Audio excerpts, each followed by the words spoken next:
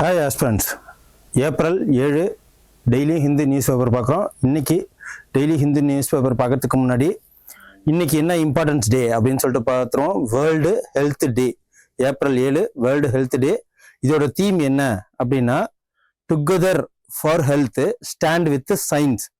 அதாவது அறிவியல் மூலியமாக நம்ம வந்து ஹெல்த்தை பார்த்துக்கணும் அப்படின்னு சொல்லிட்டு சொல்கிறது தான். Together for health stand with science, இதுதான் தீமு. இப்போ 2026 உண்டான இன்னைக்கு ஏப்ரல் 7 இம்பார்ட்டன்ஸ் டே, வேர்ல்டு ஹெல்த் டே ஏப்ரல் 7.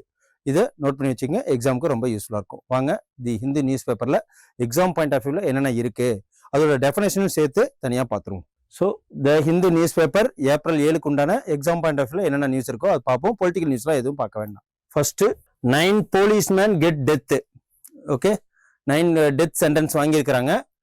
இதை நம்ம பார்க்கணும். சாத்தான்குளம் மர்டர் கேஸ், திருநெல்வேலியில் சாத்தான்குளம் மர்டர் கேஸு. ஸோ என்ன அப்படின்னா, தமிழ்நாட்டில் இருக்கிறது. டெத் பெனால்ட்டி ஆஃப் 9 போலீஸ்மென்ஸ் கொடுத்துருக்குறாங்க.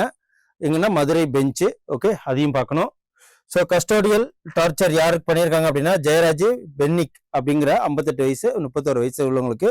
எப்போ 2020 கொரோனா காலங்களில். ஸோ அதான் இதில் சொல்லியிருக்கிறாங்க. Attack on human rights, the judge said. இதை வந்து கஸ்டோடியல் டெத்தை வந்து டாலரேட் பண்ணிக்கவே முடியாது, கண்டிப்பாக அவங்களுக்கு டெத் சென்டென்ஸ் கொடுத்தாங்கன்னு சொல்லிட்டாங்க. ஸோ இதுதான் இது.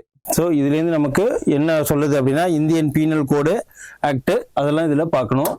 ஸோ லைஃப் சென்டென்ஸ் யாருக்கு கொடுத்துருக்காங்க அப்படின்னா, அனைவருமே police officers. Okay, 10 police officers, inspector, sub inspector, 8 and constable மாதிரி. பட் அவங்களுக்கு என்ன அப்படின்னா, ஒருத்தர் இறந்து போனதுனால மீதி 9 பேருக்கும் டெத் சென்டென்ஸ் கொடுத்துருக்காங்க. Okay, custodial death cannot tolerate, central government had maximum punishment for the convicts அவங்களும் சொல்லிட்டாங்க. ஓகே, இதுல சிபிஐ இன்வெஸ்டிகேஷன் பண்ணியிருக்காங்க. ஜூன் 19, 2020 இந்த கஸ்டோடியல் டெத் நடந்திருக்கு. ஸோ இப்போ கூட ரீசெண்டா அஜித் அப்படிங்கிற ஒரு பையன் 21 வயசு பையன் கூட நடந்தது. அதுக்கப்புறம் CBI said Jayaraj and Bennix were subject to brutal torture பண்ணி வேணுனேன்னு சாவணுங்கிற நோக்கத்திலே இதை வந்து சாவடிச்சிருக்கிறாங்க அந்த 9 பேரும். அந்த இதுக்கு தான் இப்போ டெத் சென்டென்ஸ் கொடுத்துருக்காங்க மதுரை பெஞ்சு. ஸோ அதான் இது. Custodial death refers death of person. So police and judicial இது என்ன சொல்றாங்க அப்படின்னா, police or judicial custody due to torture, negligence and maltreatment by authorities.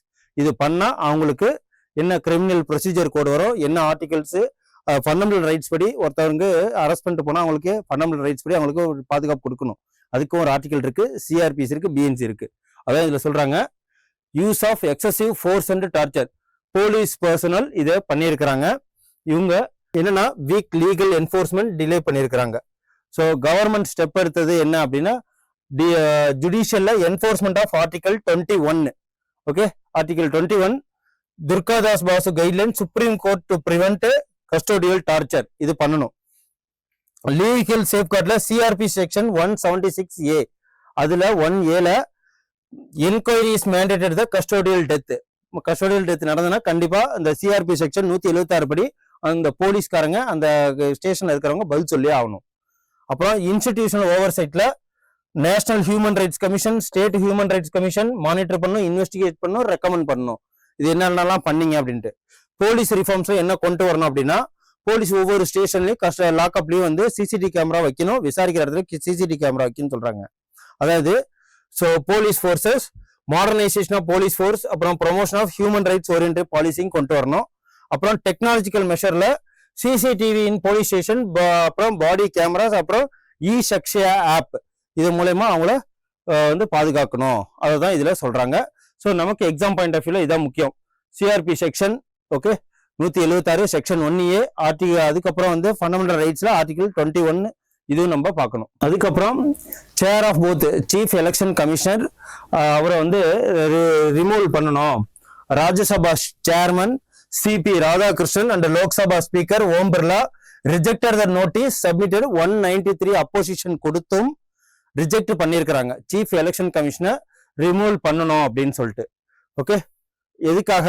எந்த ஒரு உற்றுநோக்கமும் இல்லாம அவங்க வந்து கரெக்டான டயத்துல எதுவுமே சொல்லாம இந்த எஸ்ஐஆர் பிரச்சனையினாலதான் ஆப்போசிஷன் பார்ட்டி அவங்க சொல்றாங்க.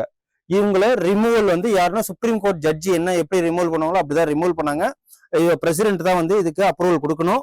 ராஜ்யசபா அண்ட் லோக்சபா ரெண்டு பேருக்குமே வந்து ஸ்பெஷல் மெஜாரிட்டி வேணும். ஸோ அதெல்லாம் நமக்கு ஸ்பெஷல் மெஜாரிட்டி என்ன அதெல்லாம் பார்ப்போம். இவங்கள ரிமூவ் பண்றதுங்கிறது அவ்வளோ லேஸ்பட்ட காரியம் இல்லை. ஓகே, எதை கரெக்டா ஒன்று அவங்களுக்கு ப்ரூவ்டு மிஸ்பிஹேவ் இருக்கணும், இல்லை அவங்களுக்கு சீஃப் எலெக்ஷன் கமிஷனர் நிக்கிறதுக்கு உண்டான ஒரு மென்டலி அன்ஸ்டேபிளா இருக்கணும். இது மட்டும் தான் அவங்கள ரிமூவ் பண்ண முடியும். ஸோ பட் இவர் என்ன பண்ணாரு அப்படின்னு சொல்லிட்டு எந்த ஒரு முகாந்திரமே இல்லாம இவர் ரிமூவ் பண்ண சொல்லியிருக்காங்க. அது ரிஜெக்ட் பண்ணிட்டாங்க. ஓகே, 63 ராஜ்யசபா அப்புறம் வந்து 130 லோக்சபா மெம்பர்ஸ் அவங்க மொத்தம் 193 பேர் கொடுத்து இதை ரிஜெக்ட் பண்ணிட்டாங்க. ஆஃப்டர் டியூ கன்சிடரேஷன்ல the notice had not been admitted. Okay, அதான் இது. ஸோ இதை போட்டிருக்காங்க பாருங்க. Rajya Sabha chairman Radhakrishnan, Lok Sabha speaker 193 opposition, அதுக்கப்புறம் சீஃப் எலெக்ஷன் கமிஷனர் ஞானேஷ் குமாரை எந்த ஒரு ஸ்பெசிபிக் ரீசனும் இல்லாம ரிமூவ் பண்ண சொல்லியிருக்கனால இது செல்லுபடி ஆகாது அப்படின்னு சொல்லிட்டு ரிமூவ் பண்ணிட்டாங்க. ஓகே, ஆனா இதுக்கு உண்டான நமக்கு ப்ரொவிஷன்ஸ் என்ன இருக்கு அப்படின்னு சொல்லிட்டு பாத்துருவோம். Rajya Sabha chairman Lok Sabha speaker reject the opposition notice seeking chief election commissioner Gyanesh Kumar. So chief election commissioner be removed from the office. எப்படி ரிமூவ் பண்ணுவாங்க அப்படின்னு பாத்தீங்கன்னா, ஒரு கான்ஸ்டியூஷன் பாடிங்கிறதுனால அவரை ஒரு சுப்ரீம் கோர்ட் ஜட்ஜை எப்படி ரிமூவ் பண்ணுவோம் அப்படிதான் ரிமூவ் பண்ண முடியும். இதுதான் இது. Strict security of tenure of chief election commissioner இதை வந்து உறுதிப்படுத்துறாங்க. ஆர்டிகல் 324(5) கான்ஸ்டிடியூஷனல் இதுபடி any law made by parliament, service condition, tenure of election commissioner, இந்த ரீஜனல் கமிஷனர் இவங்க எல்லாத்துக்குமே சேம் தான். ஆர்டிகல் 324 இது சொல்லுது. இது எல்லாமே அவரை வச்சு டிட்டர்மைன் பண்றது பிரசிடென்ட் தான். Chief election removal only in the same manner of இது சுப்ரீம் கோர்ட் ஜட்ஜை எப்படி ரிமூவ் பண்ணுமோ அதுதான் ஸ்பெஷல் மெஜாரிட்டி. ஓகே, அதுக்கப்புறம் other election regional election other election கமிஷன்லாம் பார்லிமெண்ட்லயே பாஸ் பண்ணி எலெக்ஷன் கமிஷனர் அதெல்லாம் ரிமூவ் பண்ணிடலாம். அதுக்கப்புறம் commissioner and other election commissioner appointment condition of service இவங்க எல்லாமே ஆக்ட் 2023 படி தான் இவங்கள ரோல் பண்றாங்க. அதுக்கப்புறம் கிரவுண்ட் ஆஃப் ரிமூவல் என்ன அப்படின்னா, சுப்ரீம் கோர்ட் ஜட்ஜி ரிமூவ் பண்றதா 2 specific charges proved misbehaviour and incapacity இதன் மூலமா ரிமூவ் பண்றாங்கன்னா, அப்படி ரிமூவல் இல்லை, அதனால ரிஜெக்ட் பண்ணிட்டாங்க. ரிமூவல் ப்ரொசீஜர் என்ன அப்படின்னா, இது ஒரு குவாசி ஜுடிஷியல் ப்ரொசீஜர் தான். ஓகே, ஜட்ஜஸ் என்கொயரி ஆக்ட் 1968 மூலமா இதை பண்றாங்க. அதன் மூலமா இதை ரிமூவிங் பண்ணிட்டாங்க. இனி ரிமூவல் மோஷன் என்னென்னலாம் நடந்தது. ரிமூவல் ஆஃப் மோஷன் அப்படின்னா 100 மெம்பர் லோக்சபாவும் 50 மெம்பர்ஸ் ராஜ்யசபா மெம்பரும் இந்த பிரிசைடிங் ஆஃபீஸர் ரிமூவ் பண்ணுன்னு சொன்னாலே பண்ணிடலாம். எந்த பிரிசைடிங் ஆஃபீஸர்னா லோக்சபாவோட பிரிசைடிங் ஆஃபீஸர் ஸ்பீக்கர், ராஜ்யசபாவோட பிரிசைடிங் ஆஃபீஸர் சேர்மன் அதாவது வைஸ் பிரசிடென்ட். ஸோ அவங்கள்ட்ட கொடுத்தாலே முடிஞ்சு போச்சு. Admission and investigation speaker and chairman இதை அவங்க ஏத்துக்கலாம், இந்த மோஷனை ஏத்துக்கலாம், இல்லைன்னா ரெஃப்யூஸ் பண்ணிடலாம். இங்க என்ன பண்ணியிருக்காங்க அப்படின்னா, ஞானேஷ்குமாருக்கு எதிராக வந்த அந்த பில்லை வந்து ரெஃப்யூஸ் பண்ணிட்டாங்க. ஸோ இதுதான், வேற ஒன்றும் இதுல நமக்கு எக்ஸாம் பாயிண்ட் ஆஃப் வியூல இல்லை. வாங்க அடுத்தது போயிடலாம். இது என்னதுன்னா, அரெஸ்ட் த கிரீஃப் அப்படின்னா லைவ்லிஹுட் ப்ராப்ளம். இந்த மேனிங் இந்த மணல்லாம் வந்து கடத்துவாங்க தெரியுமா, அவங்க கடத்துறதுனால என்னென்ன ப்ராப்ளம்ஸ் வருது அப்படிங்கிறத சொல்றதுதான் அரெஸ்ட் த கிரீஃப் அப்படிங்கிறது. என்னன்னா, illegal sand mining in central India, livelihood issues are at the heart of கரியல்ஸ்க்கு, அதுக்கப்புறம் குரொக்கடைல்ஸ்க்கு, அப்புறம் ஆமைக்கு, அப்புறம் மற்ற சில பேர்ட்ஸ்க்குலாம் ரொம்ப பிரச்சனையா இருக்கு. சாம்பல் சாங்சுரின்னு சொல்லுவாங்க. நேஷனல் சாம்பல் கரியல் சாங்சுரி இந்த மணல் கொள்ள மைனிங்னால அதுக்கு பாதிப்பு ஏற்படுது. ஓகே, அதாவது இதுல சொல்லிடுறாங்க, lactic ecosystem across the area standing 3 states. எந்தெந்த ஸ்டேட்னு பாத்தீங்கன்னா, ஸோ ராஜஸ்தான், உத்தரப்பிரதேஷ், மகாராஷ்டிரா இதெல்லாம் வரும். இந்த இதுல என்டேஞ்சர்டு கேஞ்சஸ் ரிவர் டால்பின் இதுல இருக்கு. அதுக்கப்புறம் sand bars and sand banks இதெல்லாமே வந்து இப்போ சாண்ட் மைனிங் பண்றதுனால பாதிப்பு ஏற்படுது. அவங்க நெக்ஸ்ட் முட்டையை அங்கதான் பொறிக்கிறாங்க, அங்கதான் வாழ்றாங்க, அங்கதான் இருக்கிறாங்கிறப்போ இது வந்து சாங்சுரி ப்ராப்ளம்ஸ் ஆக ஈகோசிஸ்டம் ப்ராப்ளமா வருது. இங்க ராஜஸ்தான், மத்திய பிரதேஷ் மற்றும் உத்தரப்பிரதேஷ்ல. அப்புறம் court and national green tribunal அவங்க அதை பேன் பண்ணியுமே அவங்க இந்த சாண்ட் மைனிங் பண்ணிக்கிட்டு தான் இருக்காங்க. ஓகே, 2017 to 2020 டிராக்டர், ட்ராலி, அப்ப வந்து illegal mined sand move downs எல்லாத்தையுமே பிடிச்சிருந்தாலும் அது நடக்குது. Gwalior Chambal region using semi automatic weapons use பண்ணி அவங்க திருடுறாங்க. ஓகே, இதே மாதிரி சாண்ட் மைனிங் பண்றவங்கள இந்த குண்டாஸ் ஆக்ட்னு சொல்லுவாங்க. ஸ்பெசிஃபிக்கா குண்டாஸ் ஸ்டேட் குண்டாஸ் ஆக்ட் அதை போட்டும் கூட அங்க சாண்ட் மைனிங் நிறைய நடக்குது. ஸோ அதுதான் இதுல பார்க்க போறோம். ஸோ நேஷனல் சாம்பல் சாங்சுரி எங்கெங்கெல்லாம் இருக்கு அப்படின்னு பாத்தீங்கன்னா, ராஜஸ்தான், மத்திய பிரதேஷ் அண்ட் உத்தரப்பிரதேஷ் 3 இதுல. Tri junction of Rajasthan, Maharashtra, Uttar Pradesh. அதுக்கப்புறம் இது வந்து கிரிட்டிக்கலி என்டேஞ்சர்டு ஸ்பீஷியஸ் இருக்கு, என்ன கரியல்ஸ். அதுக்கப்புறம் ஃபிஷ் ஈட்டிங் கரியல்ஸ் இருக்கு. ஸோ கரியல்ஸ், அதுக்கப்புறம் ஃபிஷ் ஈட்டிங் crocodiles அது கூட இருக்கு. அப்புறம் இல்லீகல் சாண்ட் மைனிங் ஆக்டிவிட்டிஸ்னால அதோட வாழ்வாதாரத்துக்கு த்ரெட்டன் ஆகுது. அதோட மட்டும் இல்லாம என்னென்னலாம் அந்த சாண்ட் மைனிங்ல இம்பாக்ட் ஆகுதுன்னா, thread to sanctuary, degrading habitats வாழ்ற இடம், அப்புறம் சாண்ட் நெஸ்டிங் ஸ்பீசியஸ், அங்க மணல்ல வந்து முட்டையிடுற இப்போ ஆமைகள்லாம் இருக்கு. இந்த இதெல்லாம் வந்து எங்கன்னா மணல்ல தான் வந்து போடும், ஓகேவா, சாண்ட் பேங்க், சாண்ட் ரிவர்ல. அதே மாதிரி சாண்ட் நெஸ்டிங் ஸ்பீஷியஸ் பாதிக்கப்படுது. மைனிங் ஆக்டிவிட்டிஸ்னால well organised and aggressive local enforcement agency எல்லாருமே வந்து இதுல இந்த மைனிங் ஆக்டிவிட்டிஸை நிப்பாட்டணும் அப்படின்னு சொல்லிட்டு சொல்றாங்க. என்னதான் கூண்டாஸ் ஆக்ட் போட்டாலும் பிரச்சனையாக தான் இருக்கு. ஸோ நமக்கு இப்ப தெரிஞ்சுக்கிறது national Chambal gharial wildlife sanctuary illegal sand மைனிங்னால பாதிப்பு ஏற்பட்டிருக்கு. ஓகே, 5400 ஸ்கொயர் கிலோமீட்டர் இதுல இருக்கு. 600 கிலோமீட்டர் ஸ்ட்ரெச்சில் சாம்பல் ரிவர், 960 கிலோமீட்டர் இந்த சாம்பல் ரிவர் அங்கதான் ஓடுது.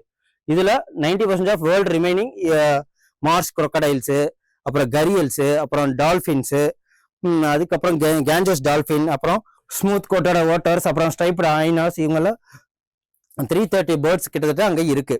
எல்லாமே endangered, vulnerable and critically endangered species தான் இருக்கு. ஸோ இது ஒரு எக்கோசிஸ்டம் சார்ந்த ஒரு பிரச்சனை. ஓகே, இவர் பேட்டரி இஸ் ரன்னிங் லோன் வருது. அப்புறம் ப்ராஜெக்ட் crocodile மூலயமா 1975 crocodileோட, அதாவது முதலைகளோட பாப்புலேஷன் குறைஞ்சிட்டு இருக்கு அப்படின்னு சொல்லிட்டு 1975 இந்த crocodile பாப்புலேஷனுக்காக ப்ராஜெக்ட் crocodile அப்படின்னு சொல்லிட்டு ஒரு ப்ராஜெக்டே ஆரம்பிச்சிருக்காங்க. ஸோ அதை மெயினாக எங்க இம்ப்ளிமெண்ட் பண்ணா இந்த சாம்பல் ரிவர்ல தான் இம்ப்ளிமெண்ட் பண்ணாங்க. இதையும் one of the facts. Okay, இன்னைக்கு வேர்ல்டு ஹெல்த் டே. ஆனா அந்த world health day climate change நமக்கு ஒரு பாதிப்பை ஏற்படுத்துது. கிளைமேட் சேஞ்ச்னால நமக்கு என்ன ஏற்படும்? ஒழுங்கான மழை வராது, அதனால ஃபுட்டில் பாதிப்படும், பயிர் விளையாது, சம்டைம்ஸ் பயிர் அழிஞ்சு போகும். அது ஹீட் வேவ்ஸ் அதிகமாக இருக்கிறதுனால நமக்கு ஸ்கின் ப்ராப்ளம்ஸ் வரும். நம்மள டாலரேட் பண்ண முடியாது, ஹீட்டை டாலரேட் பண்ண முடியாது. அன்ஈவனான டயத்தில் மழைகள் பெய்யும். ஸோ அதெல்லாம் தான் இதில் சொல்றாங்க. என்னன்னா climate change, rising sea level, weather events, இது எல்லாமே நடக்கிறதுனால என்னென்னலாம் climate change spectrum medical crisis, இது ஒரு வலைப்பின்னலான ஒரு மெடிக்கல் கிரைசிஸை உண்டாக்குது அப்படின்னு சொல்லிட்டு சொல்றாங்க. இதுல என்னென்னலாம் வந்து கிளைமேட் சேஞ்ச் ரெடி ஆகிறதுனால, ஹாட்னஸ் அதிகமானால காலரா, டைபாய்டு, ஹெப்படைட்டிஸ், லெப்டோஸ்பைரோசிஸ், இது எல்லாமே வந்து இந்த நோய்கள்லாம் மக்களுக்கு வருது. ஓகே, இதுதான் கிளைமேட் சேஞ்ச்னால வர்ற ப்ராப்ளம். அதுக்கப்புறம் ட்ரவுட் ப்ரோன் ரீஜியன், ட்ரவுட் ப்ரோன்னா ரொம்ப வந்து இந்த facing water scarcity, forcing communities to unsafe water sources, அதை வந்து கன்சியூம் பண்ற மாதிரி இருக்கு. ஓகே, ட்ரவுட் ப்ரோன் ஏரியாஸ்னா இந்த ராஜஸ்தான், இந்த குஜராத் போன்ற பாதி இடங்கள் எல்லாம் தண்ணியே இருக்காது, மழையும் இருக்காது, வறட்சியான ஏரியா தான் ட்ரவுட் ப்ரோன் ஏரியாஸ்ன்னு சொல்லுவாங்க. வேற என்னென்னலாம் வந்து டிசீஸ் இருக்குன்னா, டிசீஸ் விண்டோஸ் எக்ஸ்பேண்டிங் தர் ஜியாகிரபிக்கல் ரீச் பண்ணுது. ஓகே, இப்போ டெல்லி போன்ற என்சிஆர் அந்த நேஷனல் கேபிட்டல் ரீஜன்லாம் ஒரு ஓவர் ஹீட்னால அவங்க என்ன பண்றாங்க, ஏசி யூஸ் பண்றாங்க. இதனால வந்து அவங்களுக்கு பாதிப்புகள் ஏற்படுது, ஹெல்த் இஷ்யூஸ் ஏற்படுது, ஃபுட்டுலயே பாதிப்பு வருது. ஓகே, அதான் இதுல பாக்குறோம். India faces growing health crisis from the climate change இம்பாக்ட்ஸ்னால நடக்குது அப்படின்றாங்க. கிளைமேட் சேஞ்ச்னால என்னென்ன த்ரெட் வருது அப்படின்னா, ரைசிங் ஏர் பொல்யூஷன், அது நடக்குதுன்னா நடக்குது தான். எதனாலனா சம்மர் பிகேம் இன்க்ரீஸ்லி ஹாட்டர், ரொம்ப ஹாட் ஆகுது. அப்புறம் greater length air conditioning drives higher energy, அதுக்கு எனர்ஜி அதிகமாக தேவைப்படுது ஏர் கண்டிஷன் ஏசிக்கு. கிரீன் ஹவுஸ் கேஸ் எமிஷன் அதுல ஏற்படுது, குளோரோ ஃப்ளோரோ கார்பன் சொல்லுவாங்க இல்லையா, அது அதிகமாக ஏற்படுறதுனால ஏர் பொல்யூஷன் ஏற்படுது. அதுக்கப்புறம் மைக்ரோஸ்கோபிக் பொல்யூட்டன்ஸ்லாம் வெளியில எக்ஸ்போர்ட் ஆகுது. அப்புறம் பர்டிகுலர்லி இந்த லங்ஸ், ஹார்ட் அண்ட் கிட்னிஸ் இதெல்லாம் இதனால பாதிக்கப்படுறதா சொல்றாங்க. அப்புறம் ஃபைன் பார்ட்டிகல்ஸ் மேட்டரான இது எல்லாமே எங்க லங்ஸ், அப்புறம் இன்ஃப்ளமேஷன், அப்புறம் ரெடியூசர் லங் ஃபங்க்ஷன், இது எல்லாமே வந்து ஃபைன் பார்ட்டிகல்ஸ் வந்து அட்டாக் பண்ணுது. ஓகே, அப்புறம் ஹார்ட் அட்டாக்கு, அப்புறம் ஸ்ட்ரோக்ஸ் வர்றதுக்கு காரணம் இது எல்லாமே வந்து கிளைமேட் சேஞ்சு ரொம்ப ஈடுபாடா இருக்கு. அதுக்கப்புறம் காம்ப்ளிகேஷன், இது என்னன்னா ரொம்ப ஹீட்னால, கிளைமேட் சேஞ்ச்னால ஹைப்பர் டென்ஷன், ஹார்ட் அட்டாக், இந்த ஸ்ட்ரோக் போன்ற நோய்கள்லாம் வர்றதுனால தான் சொல்றாங்க. இந்த கிளைமேட் சேஞ்ச்னால இந்த மாதிரி பாதிப்புகள்லாம் வருதுங்கிறப்போ அது எங்க இம்பாக்ட் ஆகுதுன்னா ஃபுட் செக்யூரிட்டியில கூட இம்பாக்ட் ஆகுது. நம்ம ஃபுட் செக்யூரிட்டி 1964 வேர்ல்டுல யார் வந்து ஃபுட் செக்யூரிட்டியோட தந்தை அப்படின்னா நார்மன் பொலாக், நம்ம இதில் சுவாமிநாதன் சொல்லுவோம் கிரீன் ரெவல்யூஷனுக்கு. ஸோ இதுல இம்பாக்ட் ஆஃப் ஃபுட் செக்யூரிட்டி ஆகுது கிளைமேட் சேஞ்ச்னால அப்படின்னு பாத்தீங்கன்னா, ஃபுட் சிஸ்டம் அண்ட் நியூட்ரிஷன் இதுவே இம்பேலன்சஸ் ஆகுது. எதனால? கிளைமேட் சேஞ்ச்னால என்ன நடக்கும்? ஒரு அக்ரிகல்ச்சரே வந்து எப்படி நடக்குது அப்படின்னா மழையினாலதான் இருக்கு. கிளைமேட் சேஞ்ச் ஏற்பட்டா மழை அதிகமா பெய்யாது. அதனால பயிர்கள் விளையாது, பயிர்கள் பாதிக்கப்படும். இதனால ஃபுட்டு வந்து சேமிச்சு வைக்க முடியாது, மக்கள் ஃபுட்டு சாப்பிட முடியாது. இது ஒண்ணு. அதிக வெள்ளம் வர்றதுனால பயிர் அழிஞ்சு போகும், இதனால நமக்கு ஃபுட்டே கிடைக்காது. இதுவும் ஒரு ப்ராப்ளம். அதுதான் இது. ஸோ அன்சீசனல் ரெயின் டிஸ்டர்ப்ஷன், அப்புறம் ரெடியூஸ் அக்ரிகல்ச்சர் ப்ரொடக்டிவிட்டி, இதெல்லாம் ஏற்படுறது தான் கிளைமேட் சேஞ்ச்னால. இதனால வந்து ஃபுட் ஷார்டேஜ் ஏற்படுது நமக்கு. குவாலிட்டி ஆஃப் ஃபுட் கிராப்ஸும் இதுல ஏற்படுறது உண்மைதான். ஸோ அது இதனால ப்ரைசஸ் அதிகமாகுது. அதுக்கப்புறம் வந்து ப்ரைசஸ் அதிகமானால நம்ம சத்தான உணவுகளை மேற்கொள்ள முடியல, மால் நியூட்ரிஷன்ஸ் இதெல்லாம் ஏற்படுது. Rising temperature can also decline the milk production. Milk ப்ரொடக்ஷனை கூட பாதிக்கப்படுது, கால்நடைகள் இதெல்லாம் வந்து பாதிக்கப்படுறதுனால. Cattle affected by heat stress, அப்புறம் இன்ஃபன்ட் அண்ட் சைல்டு நியூட்ரிஷன். இப்போ பால் அதிகமாக வர்றதுனால யாருக்கு பாதிப்பு வருது? குழந்தைகளுக்கும் சில்ட்ரன்ஸ்க்கும். அதுக்கப்புறம் இந்த என்வரான்மெண்ட் டோட்டலா வந்து ஒரு கிளைமேட் சேஞ்ச்னால இவ்வளோ ப்ராப்ளம் வருது, ஹெல்த்தே பாதிக்கப்படுதுங்கிறதுக்கு இது ஒரு தகுந்த ஒரு ஆர்டிகல்ஸ். ஸோ இந்த ஆர்டிகல்ஸ், இந்த ஹிந்து நியூஸ் பேப்பர் எல்லா எக்ஸ்பிளனேஷனும் உங்களுக்கு பிடிச்சிருந்ததுன்னா கமெண்ட் பண்ணுங்க, சப்ஸ்கிரைப் பண்ணுங்க, லைக் பண்ணுங்க. டெய்லி ஹிந்து நியூஸ் பேப்பர் இந்த அளவுக்கு டீட்டெயிலாக எலாபரேட்டா பார்க்கலாம். நன்றி, வணக்கம். Send a map. You dare to dream, we care to accomplish.